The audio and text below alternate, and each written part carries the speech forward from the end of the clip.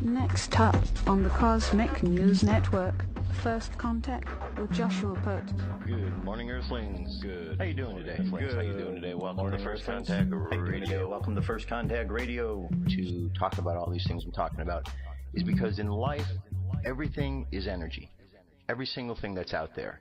Yo, it's First Contact with Joshua Poet. He's the man on the mic, just in case you didn't know it. Covering news from all around the globe, from the weather and space to UFOs. He'll talk politics and make you open your eyes. Conspiracy theories and government lies. He'll dig it all up and try to find the proof. Cause it's time to demand the truth. It's time. First Contact Radio. We have arrived. First Contact Radio. It's time. First Contact Radio. We have arrived. First Contact Radio. It's time. First Contact Radio. It's time to demand First Contact Radio. We have arrived. First Contact Radio. It's time to demand. Good morning, Earthlings. How you doing today? Welcome to First Contact Radio. Glad you could be here again. Today is Thursday, the 26th of March. Right here we have a sun sign in Aries. But you knew that. Our moon sign is making a transition between Gemini and Cancer. So we're in Gemini at the present time. We have one aspect at the moment. This is an aspect between Gemini and Mars, how we're going to use our energy. Nice, good, positive flow of energy between Mars, the planet of passion and aggression and energy, and Mercury making choices and communication. 10 o'clock, we see that we go into a void of course period, 10:42 to be specific, and we stay that way until this afternoon, 2:45, when we enter Cancer. The moon enters Cancer. And therefore, we're going to be moving into a water sign. Emotions, feelings, Cancer, the astrological house of the home. It's a lot of good stuff with Cancerian energy. But it is an emotional energy, so we're going from air into water, from our mind into our emotions, so there's an adjustment right there. Look at our wheel here to see how everything's progressed. We could see here where our moon sign is, Jupiter, so we could see how things are moving. Some of them move really slow, don't they? Some of them move fast, some of them move slow. All these gather together, moving a little bit slower here. But the moon, we see that moon moving pretty fast, moving around. Okay, up here, 6 Nisan on the Jewish calendar. Daily thought. Delight condensed. What is divine wisdom? Divine wisdom is the inner delight of the infinite, condensed and crystallized until fit for human consumption. What is a mitzvah? A mitzvah is divine wisdom condensed and crystallized until it can be performed as a physical action. That is why in the study of Torah there is infinite delight. That is why in the act of mitzvah there is unlimited joy. Current moon phase is still a waxing moon, making our way up to a full moon. 43% of the way there. Space weather solar wind is 446.3 kilometers per second. Planetary K index is 1, quiet. Finally get to that quiet realm. We've been there up in the active region for the last week. Whoa, look at this big corona hole down here. I don't know what's going on with that, but no notice that we're going to be getting any wind from there. However, it's hard to imagine that we're not as it turns more of our way. That's a good size hole. M-class flare possibilities 25%, X-class 5. Geomagnetic storm activity is going up a bit in the mid-latitudes and in the high latitudes as well, jumping up about 10 percentage points over the course of the next 24 to 48 hours. And up in the sky tonight, the first quarter moon shines above Orion, below Gemini this evening. If you have a dark enough sky or binoculars, you can see that the moon is in or near Orion's dim upraised club. And that, my friends, is our stories for this morning's cosmic weather, what we're dealing with. So we've got fire of Aries, we've got the air of Gemini moving into the water of Cancer. So put your armor on of protection this afternoon to make sure that you can be protected from all of the extra heavy-dutiness of the emotions that flow around us with the Cancerian times. All right, I'll be right back. UFO News is up next. Here we go.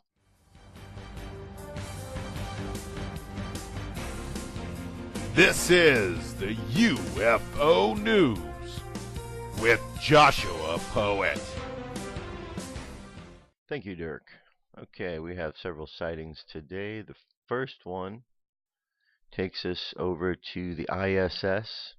Object in question here. This is from the 25th. Dabu 7 caught this one.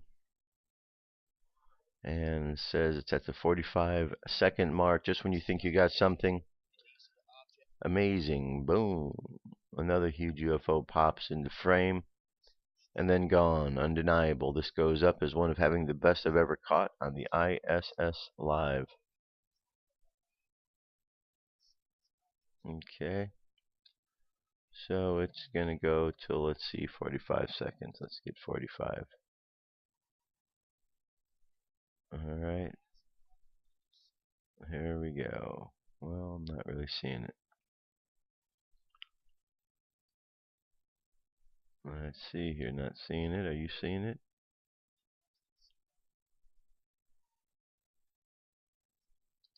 Let's look again.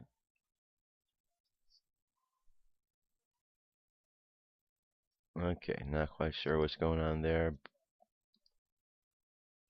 Okay, just popping in here. Alright, check out the video. Enlarge the screen, you'll see it better. Next, here we go to Australia. This was earlier, March 2015. Here's one interesting compilation of recent UFO sightings caught on tape by YouTube user UFO SaLuSa channel. All of these were filmed in Melbourne with night vision camera. We check out this here. It's a 3 minute 58 seconds video. And yes, best in viewed in high definition. Certainly having the screen enlarged. And as we go through, we will definitely see interesting things as we always do. Here we go. Something's moving across the sky. It's not a star. It's not a planet. It's a UFO. Alright, and here we have some more. There we go. Well, we kind of did a little zig. Okay. Another one up here.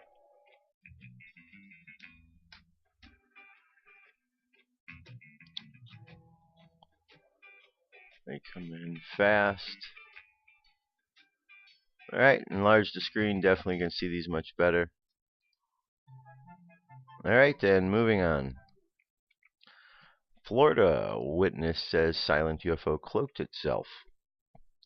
A Florida witness at St. Augustine revealed events from the 2013 when a large black boomerang craft with 5 large glowing lights silently moved overhead and disappeared as though it was cloaked itself, according to testimony from the MUFON database. The events began about 10:15 p.m. November 12, 2013, when a friend and his girlfriend stopped over and pointed out strange lights in the sky. The friend described the lights as greenish in color, moving across the sky at fairly low altitude, appearing and reappearing several times. The reporting witness quizzed his friend on exactly what was seen, but at first saw nothing in the sky. Eventually, the friend was about to leave and then stepped outside. The object made no noise and was described by the witness as cloaking itself. First I saw a pair of them, then almost immediately after, there it was. The witness stated a very large dark craft, a boomerang in shape, but with sharp edges. There were 5 large, dimly glowing yellowish lights underneath the craft, with the middle one where the front would be on the 2 sides, but all underneath. It made no sound, and the best description of the way it looked against the night sky was how, in the movie Predator, when the predator would be cloaked in the trees, you would really wonder you'd be able to see him except if you moved. Well, that's how this craft looked against the night sky. You see the edges, but only because it was moving slowly at that. As for the lights, they were glowing with a slight pulse, but faint. At the same time, but large. It traveled slowly in plain sight, and weird as it sounds, it just disappeared totally where it should have been visible, but it just wasn't. The whole ordeal lasted about 20 seconds or so. Made a very big impact on me. I wrote down on my desk, even called my friend after we freaked out and what we had seen. I had to tell him exactly what we saw as if I had not been there. Just amazing. The object traveled slowly in plain sight, then disappeared. Okay, moving on from there, Tijuana. Tijuana, here we have a compilation, 606 minutes and 6 seconds from OVNIs Actuales, JMHZ71. Okay, and here we go. A couple of objects of Tijuana.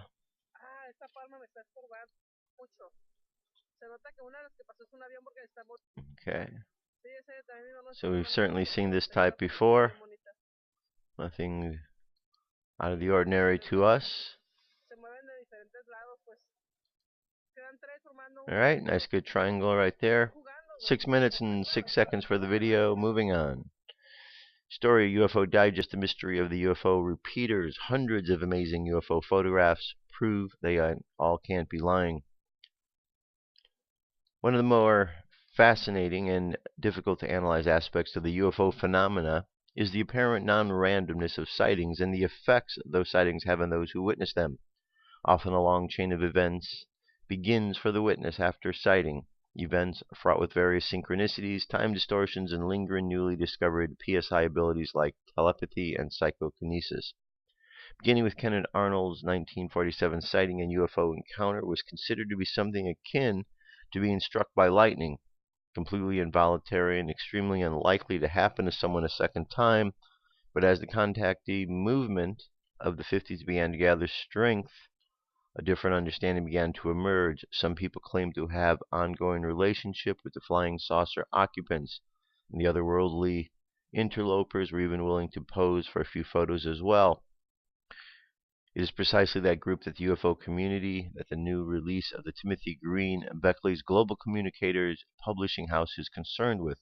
The book is called UFO Repeaters, Seeing is Believing. Camera doesn't lie. As the title implies, it's chock full of photos of people who are repeatedly given the opportunity to take, aim, and shoot UFOs with both still and motion picture cameras.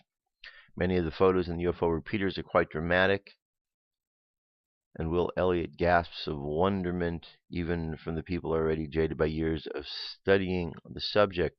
No real attempt is made in the book to debate whether the photos are authentic.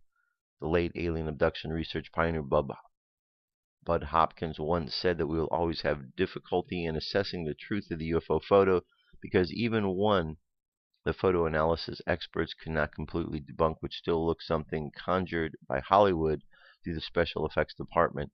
Hopkins also said that we can really be sure it is ourselves, that all we can really be sure of is ourselves, meaning that we should study the UFO phenomena, picking it up from the human end of the stick, which UFO Repeaters also manages to accomplish when it tells personal stories of several of the contactees themselves, who become shutterbugs for the flying saucers. How and why these contactees were chosen for the mission of revealing the alien presence through the lens and the camera remains unknown, but some elusive factor unites them all. In his introduction, publisher Beckley grapples with that and similar issues. For example, he writes, "It is the individual, the UFO repeater, who is solely responsible for the images on the film or video. Do they possess some sort of tracking device, an implant that the aliens use as a homing apparatus to keep in touch with their representatives? Are some of these images psychic in nature? Are they manifested by the repeater themselves, sort of like a poltergeist event? Or perhaps it is the local, that is, a hotspot that draws the UFOs in, and anyone could be standing in the location and capture weird images which are indisputably not anything within the realm of the normal. Perhaps it is a combination of all of the above." Right? And moving on here, one last piece. This would be the Aztec Crash of 1948. In 1950, controversial author Frank Scully released the book Behind the Flying Saucers. This effort, written during the beginning of the UFO awareness of the United States, was considered to contain fabricated or sensational accounts of 4 UFO crashes. One of the accounts covered an alleged crash at Aztec, New Mexico in 1948, only a brief period of time before the famous Roswell incident. Scully's information came largely from mysterious Dr. Gee. Depending on which commentary you read, the identity of this physician is attributed either to a real doctor or a fictitious person who was composed of elements of several different witnesses.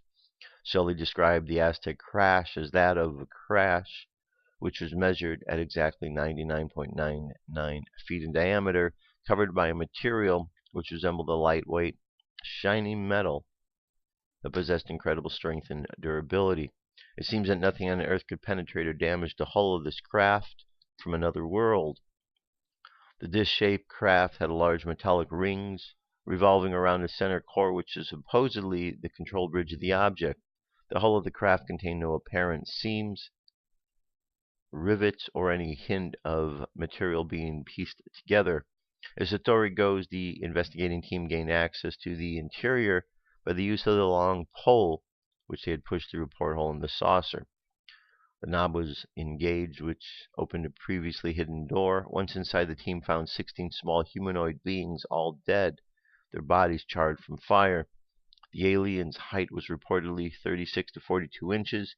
The exterior of the craft was not damaged. The inside showed that the craft was put together with a framework of grooves and pins. The craft and the alien bodies were allegedly sent to Wright-Patterson Air Force Base. Other supporting evidence of the Aztec crash was said to have surfaced in 1987 from one William Steinman, but his sources were never verified. Steinman asserted that the crash occurred on March 25, 1948, and was verified by 3 different radar stations. His account listed 14 dead aliens instead of 16. Until supporting evidence of Scully's or Steinman's accounts can be obtained, the Aztec crash remains an unsolved mystery. Alright, so thought I'd bring that up because it is the anniversary of the Aztec UFO Crash. I don't know if you've ever been out to their symposium, but they have a symposium every year about this time, and very great seminar, a lot of information. Check it out. And that is our UFO news. I shall be back momentarily, so stay tuned.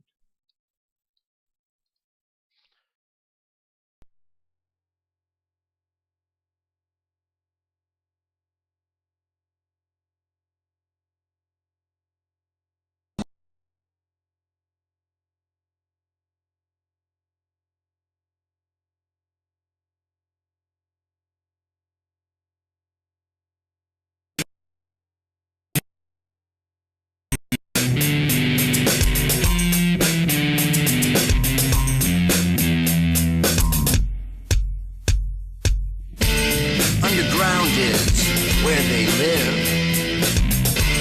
in the bases that are secretive. We're not supposed to know where they come from or where they go. And if you ask our leaders today, this is what they will say. I can neither confirm or deny. I can neither confirm or deny. I can neither confirm or deny. What's up with their lives? Plausible deniability. That's their answer to all we think we see. So pay attention.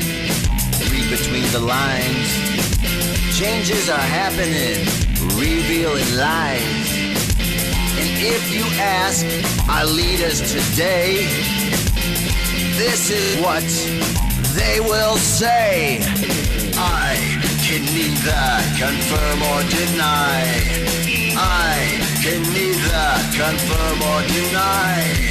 I can neither confirm or deny.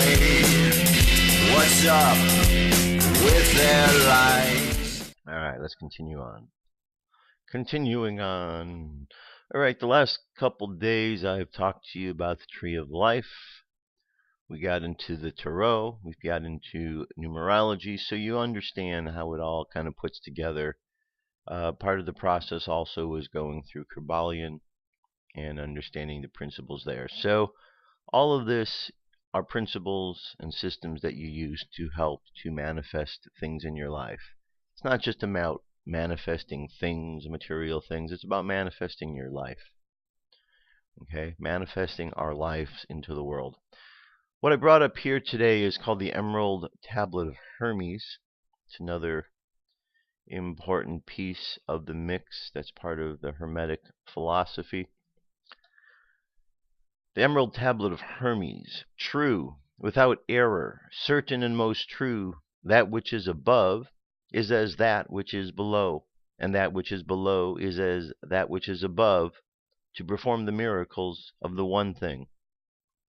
And as all things were from the one, by the mediation of the one, so from this one thing come all things by adaptation. Its father is the sun, its mother is the moon. The wind carried it in its belly, the nurse thereof is the earth. It is the father of all perfection and the consummation of the whole world. Its power is integral if it be turned to earth. Thou shalt separate the earth from the fire, the subtle from the gross, gently and with much ingenuity. It ascends from earth to heaven and descends again to earth, and receives the powers of the superiors and the inferiors. Thus thou hast the glory of the whole world, therefore let obscurity flee before thee. This is the strong fortitude of all fortitude, overcoming every subtle and penetrating every solid thing. Thus the world was created. Hence all our wonderful adaptations, of which this is the manner. Therefore I am called Hermes, the thrice great, having the three parts of the philosophy of the whole world. That is finished with what I have to say concerning the operation of the sun. So this is a very old tablet, the Emerald Tablet of Hermes. I also brought up this other one, and these are called the Emerald Tablets of Thoth the Atlantean. Now, what is the connection? Well, Thoth and Hermes are different incarnations of the same being. So I thought I'd bring this up to you here. This one gets a bit more detailed on some information here. Let's check this out. The Emerald Tablets of Thoth the Atlantean. Dr. Dordial, who has connection with the Great White Lodge, who had also worked through the Pyramid priesthood, was instructed to recover and return to the Great Pyramid these ancient tablets. This was accomplished before their returning them. Dorel was given permission to translate and retain a copy of the wisdom engraved on the tablets. This was done in 1925, and now permission has been given for the translation by Dorel to be published solely through the Brotherhood of the White Temple. This is the only authorized, original, and true rendition of these emerald tablets. It is expected that many will scoff, yet the true student will read between the lines and gain wisdom. If the light is in you, that which is engraved in the tablet will respond. When Thoth, the Atlantean, the master, raised the people of Kem to a great civilization, and when time came to leave Egypt, he erected the Great Pyramid over the entrance of the great halls of the Menti. In the pyramid he posited records and appointed guards for his secrets from among the highest of his people. In later times, the descendants of these guards became the pyramid priests, and while Thoth was deified as the god of wisdom by the recorder, by those in the age of darkness which followed his passing in legend, the halls of Amenti became the underworld, the hall of the gods, where the soul passed after death for judgment. During later ages, the ego of Thoth passed into the bodies of men in the manner described in the Emerald Tablets, a book of record and occult wisdom which he wrote and left in the pyramids for those of the future age of light. His writings consist of 12 emerald tablets of emerald green formed from a substance created through alchemical transmutation. They are imperishable, resistant to all elements, corrosion, and acids. In effect, the atomic and cellular structure is fixed, and no change can take place, thus violating the material law of ionization. Upon them are engraved characters in the ancient Atlantean language, characters which respond to the attuned thought waves of the reader, and which release much more wisdom and information than the characters do when merely deciphered. The tablets are fastened together with hoops of a golden-colored alloy suspended from a rod of the same colored material. Dr. Doriel has translated this work and is published through the Brotherhood of the White Temple, a translation of 10 of these 12 tablets. He has divided the 10 into 13 parts for the sake of convenience. The last 2 tablets are found in the interpretation of the Emerald Tablets, also by Dr. Dorel. In the Emerald Tablets are found secrets which will prove of inestimable value to the serious student. The following is an excerpt taken from the work. A long time ago in my childhood lay 'neath the stars on long-buried Atlantis, dreaming of mysteries far above men. Then in my heart grew a great longing to conquer the pathway that led to the stars. Year after year I sought after wisdom, seeking new knowledge, following the way until my last soul in great travail broke from its bondage of earth men. Free from the body I flashed through the night. Unlocked at last for me was the star space. Free was I from the bondage of the night. To the end of space sought I wisdom far beyond knowledge of finite man. Originally published in a mimeograph form in the 1930s by mysterious Dr. Dorel, these writings quickly became an underground sensation among esotericists of the time. Tablets 1 through 13 are part of the original work. Tablets 14 and 15 are supplemental. No one has ever seen the original tablets mentioned here, and in all likelihood these writings would be considered channeled material today. However, the Emerald Tablets of Thoth the Atlantean are still part of the modern corpus hermeticum, for they elaborate and deepen the meaning of the historical Emerald Tablet and the writings of Thoth and Hermes.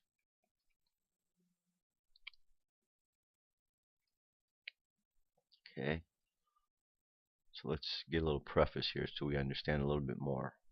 In the following pages I will reveal some of the mysteries which as of yet have only been touched upon lightly either by myself or the teachers or students of truth. Man's search for understanding of the laws which regulate his life has been unending. Yet always just beyond the veil which shields the higher planes from material man's vision, the truth has existed, ready to be assimilated by those who enlarge their vision by turning inward, not outward, in their search. In the silence of material senses lies the key to the unveiling of wisdom. He who talks does not know. He who knows does not talk. The highest knowledge is unutterable, for it exists as an entity in lanes which transcend all material words or symbols. All symbols are but keys to doors leading to truths, and many times the door is not opened because the keys seem so great that the things which are behind it are not visible. If we can understand that all keys, all material symbols are manifestations, but are extensions of the great law and truth, we will begin to develop the vision and will enable us to penetrate beyond the veil. All things in the universe move according to law, and the law which regulates the movement of the planets is no more immutable than the law which regulates the material expression of man. One of the greatest of all cosmic laws, that which is responsible for the formation of man as a material being. The great aim of the mystery schools of all the ages has been to reveal the workings of the law which connect man and the material, and the man the spiritual. The connecting link between the material and the spiritual man is the intellectual man, for the mind partakes of both the material and the immaterial qualities. The aspirant for higher knowledge must develop all of the intellectual side of his nature, and so strengthen his will that he is able to concentrate all the powers of his being on and into the plane he desires. The great search for life, light, and love only begins on the material plane. Carried to its ultimate as its final goal is complete oneness with the universal consciousness. The foundation of the material is the first step, then comes the higher goal of spiritual attainment. In the following pages, I will give an interpretation of the Emerald Tablets and their secret, hidden and esoteric meanings. Concealed in the words of Thoth are many meanings that do not appear on the surface. light of knowledge brought to bear upon the tablets, will find many new fields of thought. Read and be wise, but only if the light of your own consciousness awakens the deep-seated understanding which is inherent quality of the soul in the threefold light, Doriel. All right. So let's just jump into number 1 here. Take a look at this here. What have we got?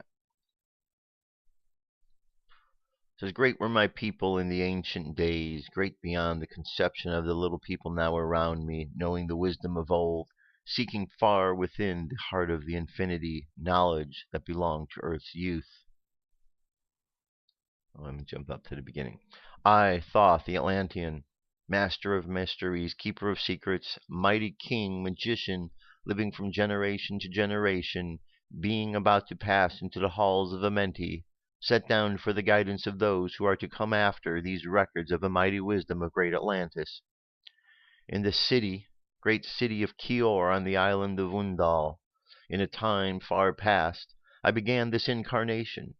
Not as the little man of the present age did the mighty ones of Atlantis live and die, but rather from aeon to aeon did they renew their life in the halls of Amenti, where the river of life flows eternally onward. 100 times 10 have I descended into the dark way that led into the light, and as many times have I ascended from the darkness into the light, my strength and my power renewed. Now for a time I descend, and the men of Chem is in ancient Egypt, shall know me no more. But in a time yet unborn I will rise again, mighty and potent, requiring an accounting of those left behind me. Then beware, O men of Chem, if ye have falsely betrayed my teaching, for I shall cast ye down from your high estate into the darkness of the caves from whence you came. Betray not my secrets to the men of the north, or the men of the south, lest my curse fall upon ye. Remember and heed my words, for surely I will return again and require of thee that which ye guard. I, even from beyond time and from beyond death, will I return, rewarding or punishing as ye have requited your truest. Great were my people in the ancient days, great beyond the conception of the little people now around me, knowing the wisdom of old, seeking far within the heart of infinity knowledge that belonged to earth's youth. Wise were we of the wisdom of the children of the light who dwell among us. Strong were we with the power drawn from the eternal flame. And all of these, greatest among the children of men, was my father, Thothme, keeper of the great temple, link between the children of the light who dwelt within the temple and the races of men who inhabited the 10 islands. Mouthpiece after the 3 of the dweller of Unal, speaking to the kings with the voice that must be obeyed. Grew I there from childhood into manhood, being taught by my father and my elder mysteries, until in time there grew within me the fire of wisdom, until it burst into a consuming flame. Naught desired I but the attainment of wisdom, until on a great day the command came from the dweller of the temple that I be brought before him. Few there were among the children of men who had looked upon the mighty face and lived, for not as sons of men as the children of light when they were not incarnate in a physical body.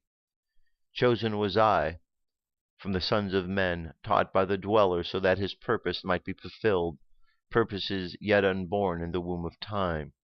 Long ages I dwelt in the temple, learning ever and ever more wisdom, until I too approached the light emitted from the great fire.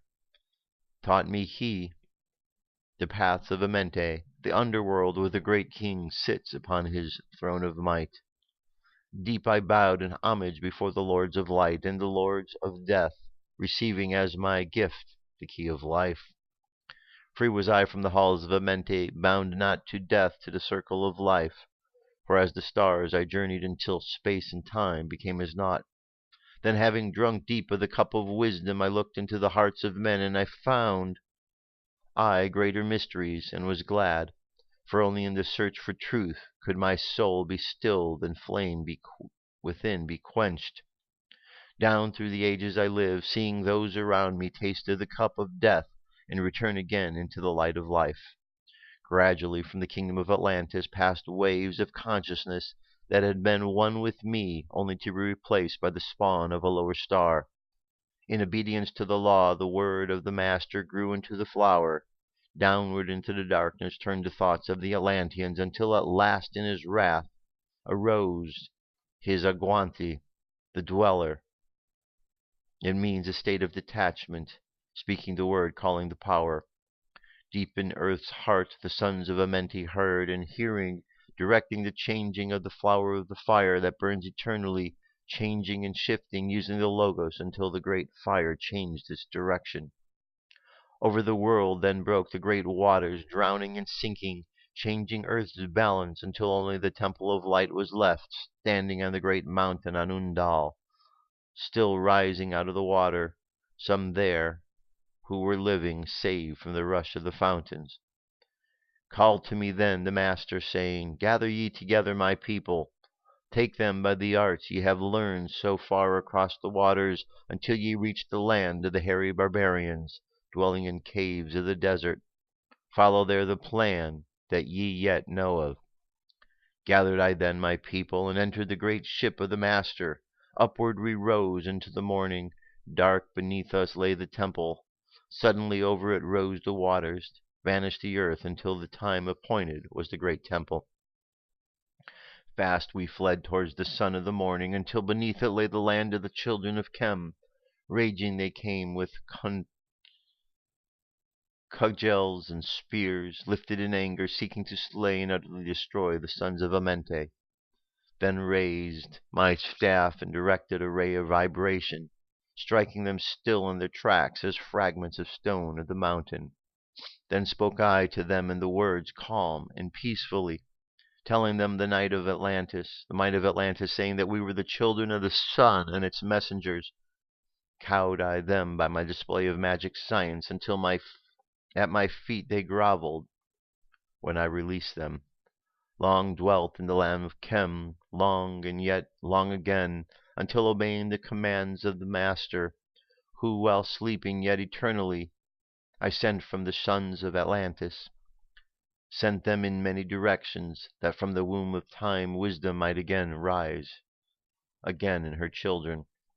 Long time dwelt I in the land of Chem, doing great works by the wisdom within me. Upward grew into the light of knowledge the children of Chem, watered by the rains of my wisdom. Blasted I then a path to Amenti, so that I might retain my powers, living from age to age the son of Atlantis, keeping the wisdom, preserving the records. Great few the sons of Chem, conquering the people around them, growing slowly upwards in soul force.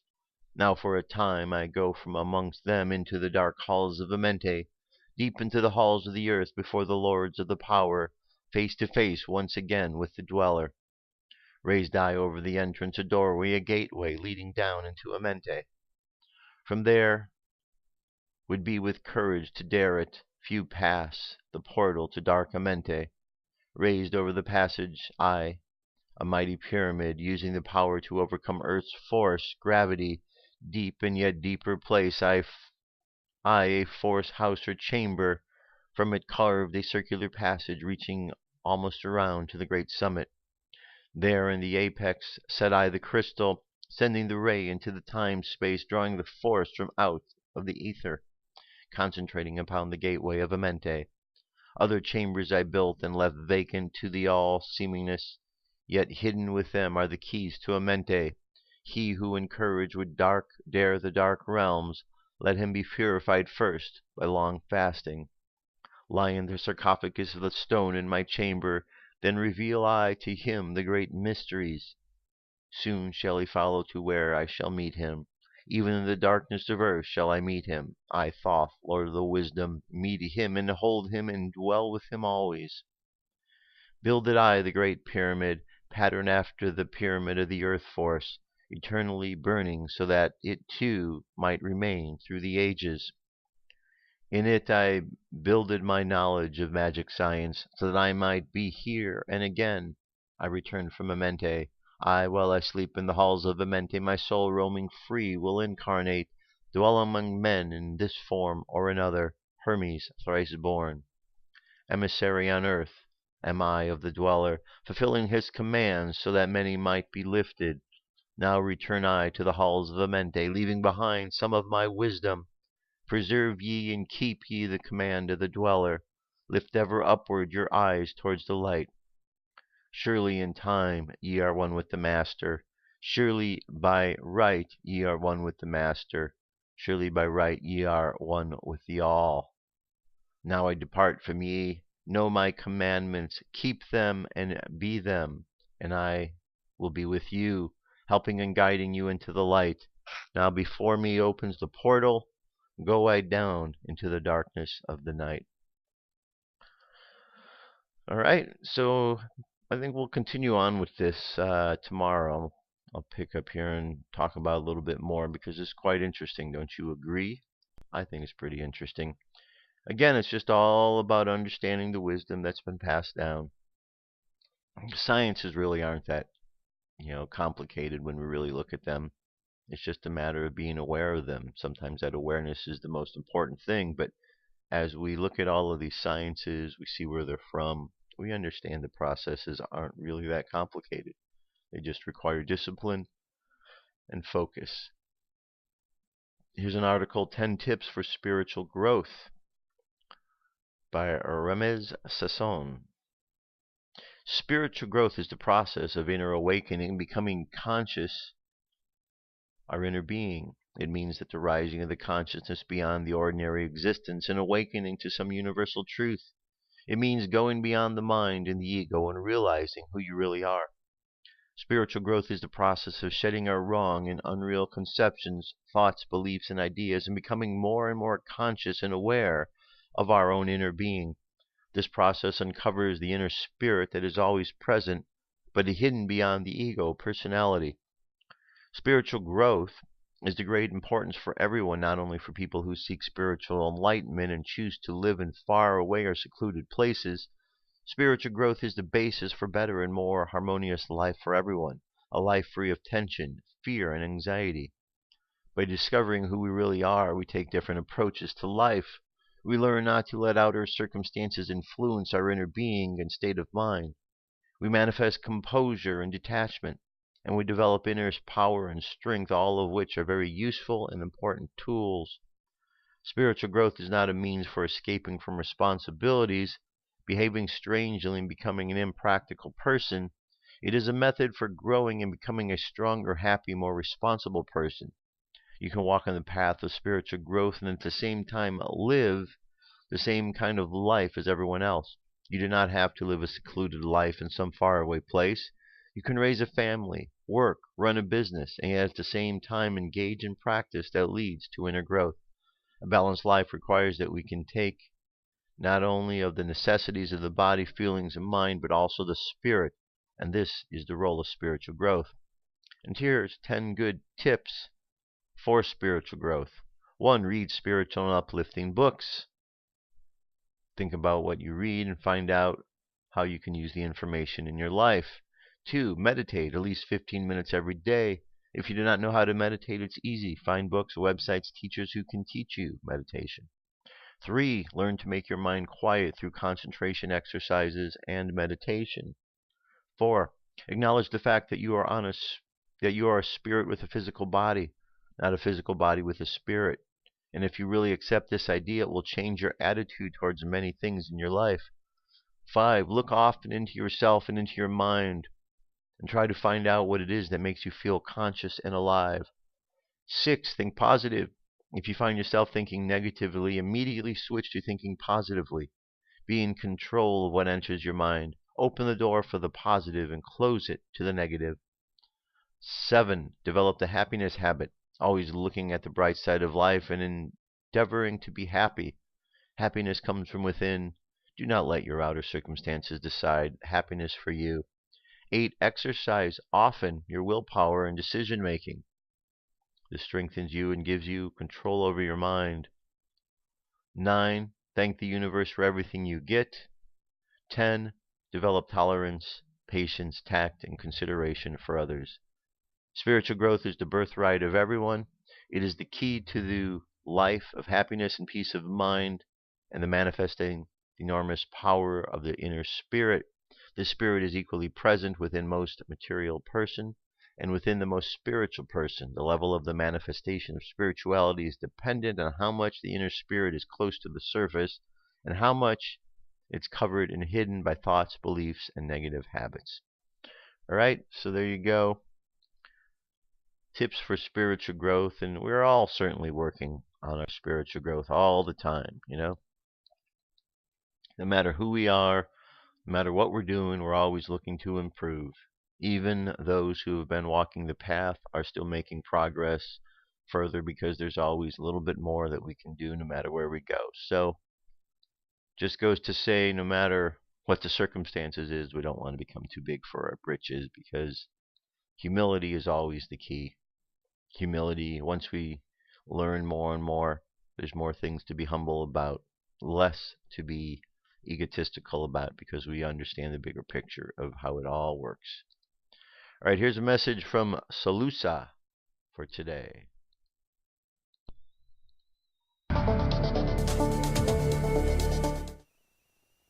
SaLuSa and Adriel, awake on planet Earth. March 22, 2015, by Laura, Multidimensional Ocean. What a blessing it is to walk on Mother Earth's soil in a human body, with the knowledge of an ascended master. In truth, this is only a few steps away for many of you. Throughout your day, you can come back to your senses, experience you being alive above the planet. Come back to your soul, come back to yourself. You need small little pauses throughout your day, when you can just experience the life force within your own body. Just stop for a few moments or minutes, depending on your time.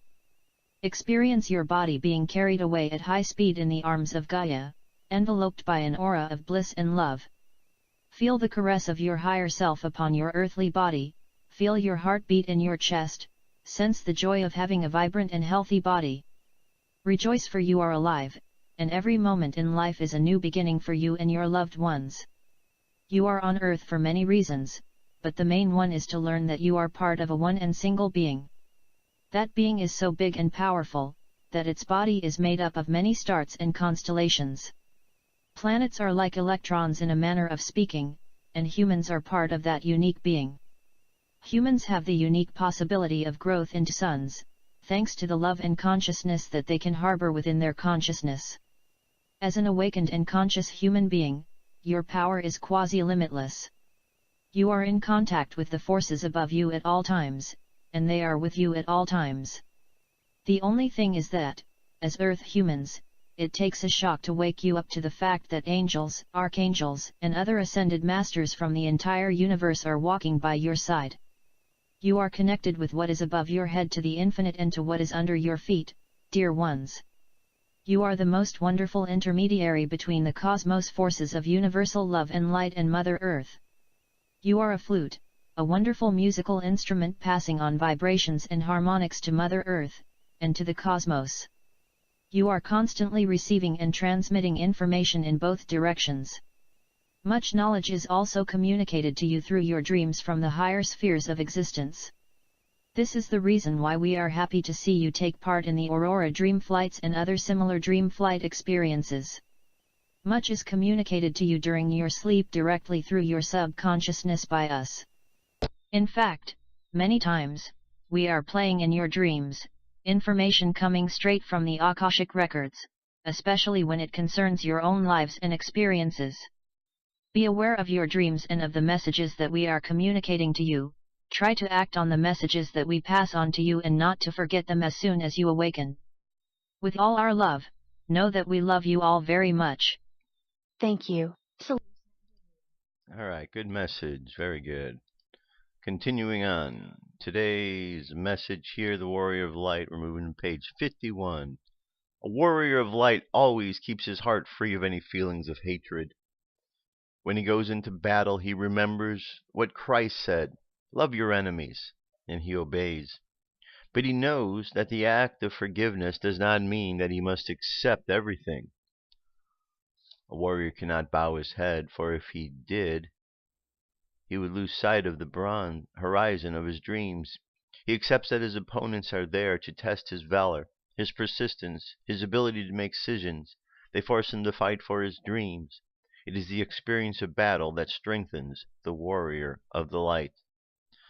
That brings us to our meditation, so go ahead and close your eyes. Take a deep breath and exhale. Another deep breath. Exhale again. And just let yourself get into a nice, calm breathing pattern, in and out.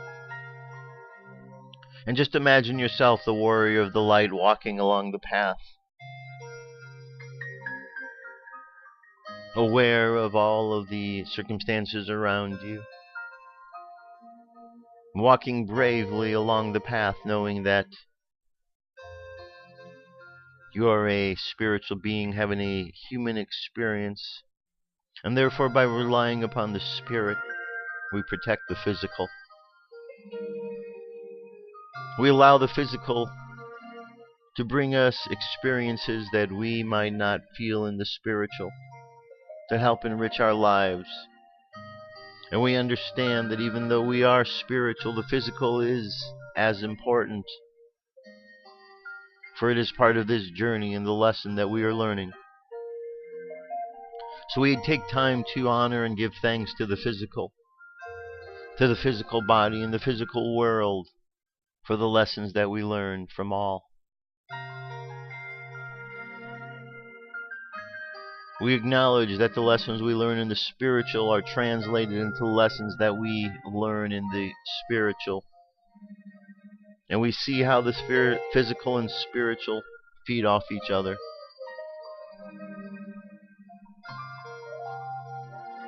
We explore other aspects, the mental, the emotional. And as we get in touch with more and more aspects of who we are, we become more aware of our beingness, our strengths, and our weaknesses. And as we see the weaknesses within ourselves, we do not judge them, we simply provide to them that which will make them whole and strong. So let's just imagine ourselves filling up with energy, filling up with the light of the universe, strengthening us as we go. Let's imagine ourselves walking the path of life, just being renewed and filled with light and life.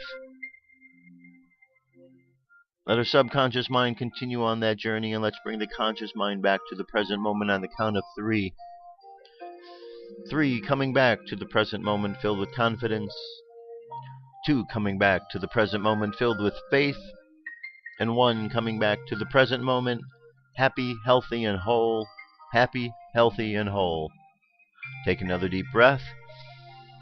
Exhale, and open your eyes. And that's it, my friends. That is the meditation. Thank you for participating. Thank you for being here again for the show today.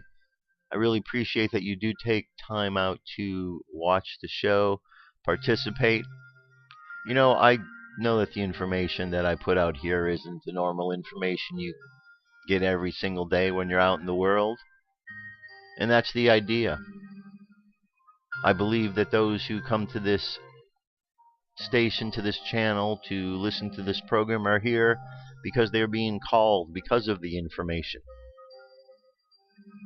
And that's good. That's what this information tells us is going to happen, and that's what I believe is happening. So I appreciate that you do take the time, because I know that you are here for a reason. And if there's any questions you have about anything, thoughts, please share them with me, because I'm here for a reason as well. We're all here to learn from each other. I just happen to be the one at this side of the microphone. That's it. Y'all have a great day today. I'll be back tomorrow. We'll continue on with a little bit more of Thoth. And then next week I got some interviews coming up, so something to look forward to. Talk to you soon. Have an awesome day. I love you. Keep loving each other. Peace. I'm out of here.